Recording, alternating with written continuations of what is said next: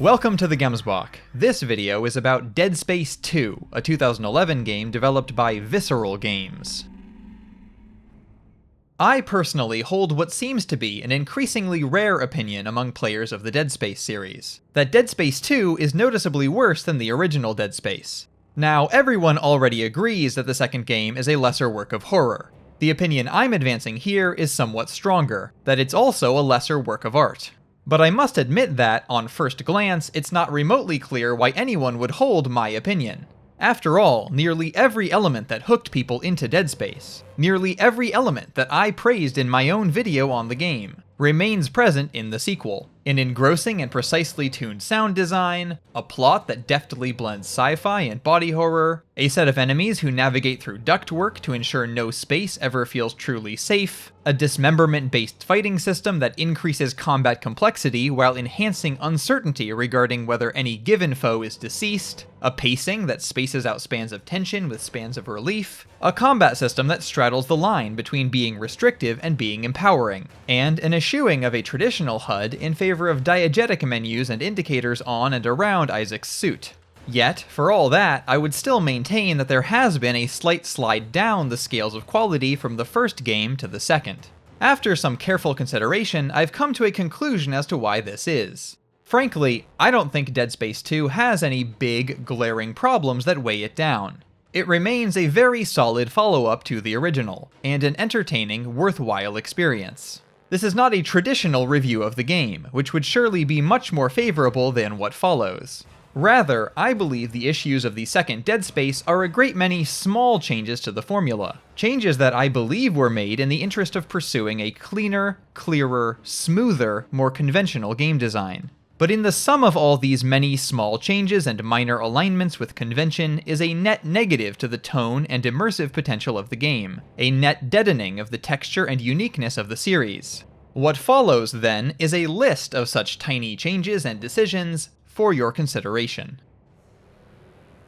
First, jump scares, random musical stings, and fast-moving enemies are more abundant this time around, and all three are introduced immediately. The first game introduces faster and faster enemies as the game goes along, mounting the pressure on the player in combat situations. Dead Space 2, on the other hand, introduces normal enemies in the first 2 chapters of the game that move as quickly as the first game's Twitchers. Similarly, the original Dead Space uses many jump scares as well, but with enough restraint and spacing that they have a chance to be unexpected, and thus, scary. At some point, jump scares and sprinting enemies are no longer an attempt at creating and then breaking tension. In so great an abundance, they just become a wall of noise and action with little to offer in terms of stress or dread. Basically, the game really throws a lot at the player, and it has a numbing effect that unintuitively reduces the horror potential of the title to a substantial degree. Second, Dead Space 2 employs blurs and overlays in an attempt to help sell its moments of psychological horror. Far from helping the horror, though, such elements tend to undercut it, by adding distracting clutter to the screen and reinforcing that one is viewing the events through an in-game camera. In the past, avoiding such gimmicky visual tricks was a point I had tallied in the original's favor. If used with care, such effects can potentially be effective in first-person games, but are straightforwardly out of place in third-person titles because they call attention to the layer of separation between the player and the player character. Third, cutscenes that pause gameplay are now much more common.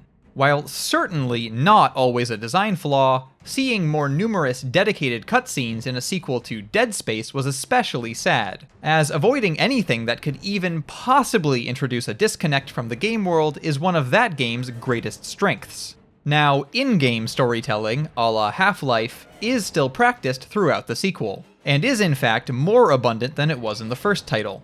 Nevertheless, the addition of cutscenes that take control away from the player is one of several unwelcome compromises on the fidelity to immersion which I had previously considered to be one of Dead Space's most laudable core design principles. I don't necessarily fault the developers of any game simply for deciding cutscenes are the best way to tell a story. Most teams do. But I do praise those that manage to find a more elegant, engaging, or unobtrusive way to convey narrative information. And when a developer has demonstrated that one of their creations is worthy of that praise, it's disappointing to see them later backtrack from that virtue. Fourth, presumably as a matter of clarity and convenience, shops and workbenches continue to be strewn regularly throughout the levels as the primary way of accessing and upgrading tools, weapons, utilities, and armor, even though such elements made much more sense being strewn around the mining vessel in Dead Space than the lunar colony in Dead Space 2.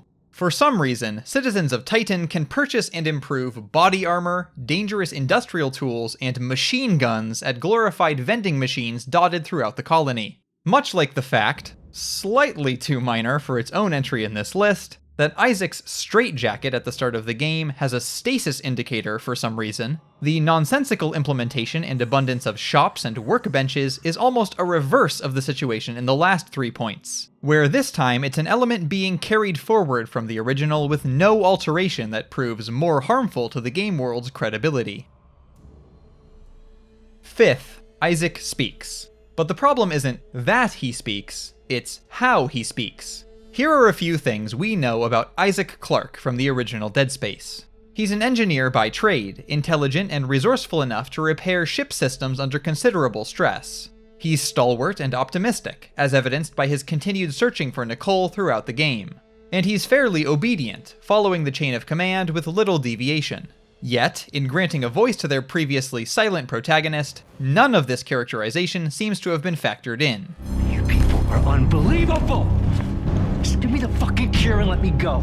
Instead, Isaac is mostly given the dialogue of a meat-headed, self-sacrificing action hero, with a gruff delivery to match. This is a really bad idea.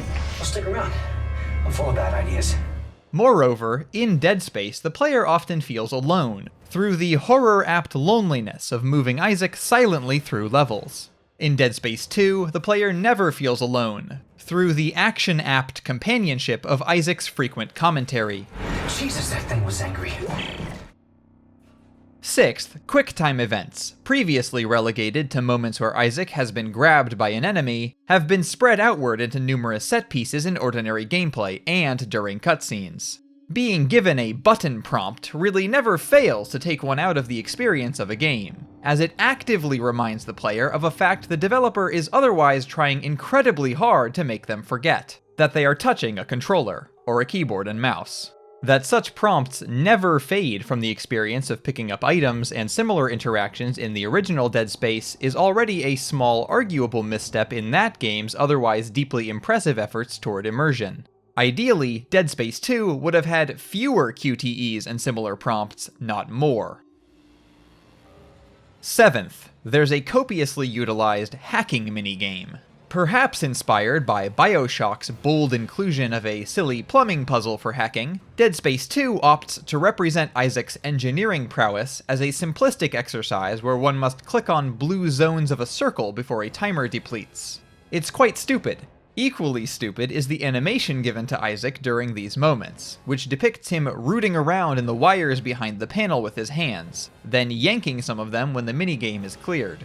Although I directed criticism toward it in my video on Dead Space, it must be remarked that Amnesia: The Dark Descent, which released a year before Dead Space 2, periodically showcases much more promising avenues for integrating puzzle elements into a horror game. Wacky, video-gamey, pseudo-scientific mini-games only feel appropriate when they match the tone of a work, as in the Ratchet & Clank series. Eighth. Speaking of video gaminess, there are several moments where, having broken a window, one is tasked with shooting a button above the opening to seal a room off from the vacuum of space. Now, even in a long list of nitpicking, what I'm about to say about such scenes might seem like a very petty and minor thing to highlight. But hear me out, because these were actually the moments that initially inspired me to create this video. One enters an area. Its wall is breached. Isaac begins being sucked into space. Then a voice message plays instructing anyone in the room to shoot a button above the opening to seal the wall. Why, dear viewer, why would any aspect of that system work that way? I can understand, at least in theory, why there would be an auxiliary blast door ready to close above an exterior wall of a space station. But why would the button to activate that door be placed inaccessibly at the top of the exact wall that may break? And why would the voiceover tell the presumably unarmed inhabitants of the room to shoot that button? The only answer I have is that, when this happens, you are not in a room on a space station on Titan. You're sitting in a chair on Earth playing a video game called Dead Space 2, and the developers wanted to make sure you were amply reminded of that. By the way, the final 2 entries in this list contain spoilers, so if you want to avoid that, go ahead and skip to the conclusion now. 9th. As long as I've already included something overly specific, I might as well include the other small moment that does significant damage to the experience of the game. In this case, by abruptly destroying player empathy for Isaac just before the emotional climax of the story. Here's what happens. Isaac enters the EarthGov facility housing the marker that he intends to destroy, only to be met by heavily armed resistance from human soldiers. Until now, Isaac has never faced healthy, ordinary humans as opponents. Whatever his new voice may imply, he's not a soldier, so how he will handle the situation is not immediately clear. He ducks into a bathroom and scoots through a vent to a nearby control room. So far, so good. Any reasonable player familiar with the character would assume that there are more vents ahead, and Isaac's just going to sneak past the people downstairs. No. Instead, he cuts power to the area, immediately causing a flood of necromorphs to enter the facility and to brutally slaughter every person in the building. You compromised the compound, you idiot! If any of them reach the marker, fall back! Fall back to the marker chamber! We have to seal it off!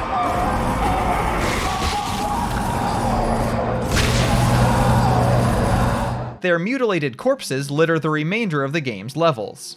It is a truly shocking thing to behold, which immediately calls to mind the most infamous twist in the wartime psychological thriller Spec Ops: The Line, minus the relevant themes of that game.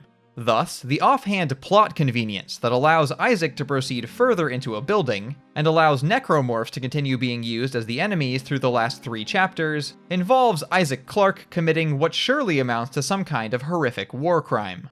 It is at this moment that the devs transitioning Isaac from mild-mannered engineer to Call of Duty protagonist reaches completion.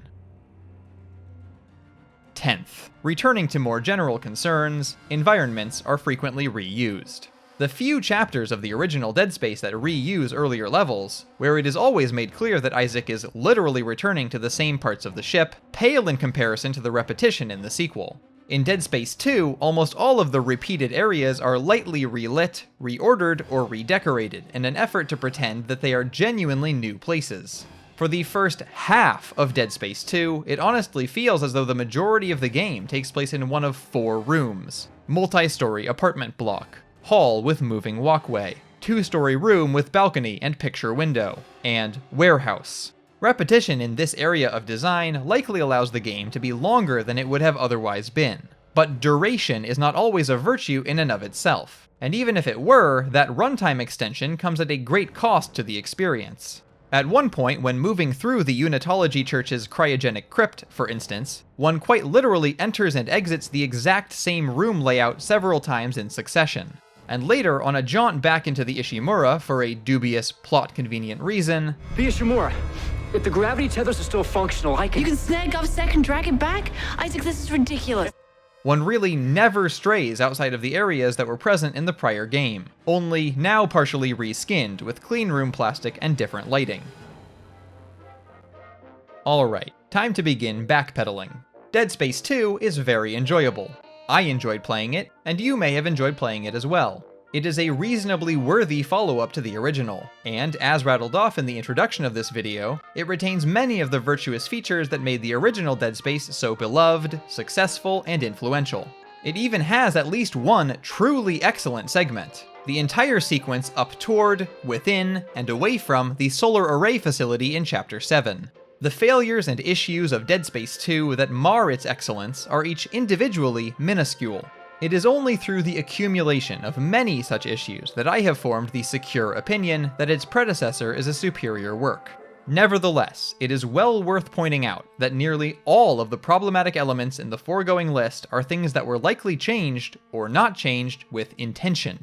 Relative to their opposites, a healthy proportion of the aspects about which I've complained here are more in accordance with standard best practices of game design, including retention of familiar symbols and mechanics, reinforcement of horror elements through post-processing and additional attempted scares, fleshing out of previously ignored elements like Isaac's voice and his technical capabilities, instruction of mechanics in terms of the verbs the player will actually use, like shoot the button, and capitalizing on completed work, by using plot and setting to keep enemies and places in use repeatedly. But in polishing the game to such a fine, smooth sheen, some texture and character were lost. I directed such strong praise toward Dead Space in that prior video because of the way that every single solitary detail of it seems so carefully considered as a piece of a larger work. Elements that feel rough, or inconsistent with really clean game design, like the turret sections, still feel like they suit the game and its world. Things that really feel out of place there, like when Isaac inexplicably has infinite ammo in the gun range aboard the Valor, are exceedingly rare. In contrast, Dead Space 2 sometimes feels bland and poorly thought out. It frequently chooses what seems like the better option from a clinical, sterile, textbook approach to game design, rather than the option that suits its world. It has the distinct feeling of being made by a larger, less precisely controlled team, so that many small, immersion-breaking issues and compromises are able to pile up and create a somewhat lesser final product. In short, it tells the player to shoot the button, when it should be telling the space station occupant to press it. Dead Space 2 is still very clearly Dead Space, but relative to the original, it's a little more dead, and portrays a slightly less engrossing space. Holy crap, that hurt.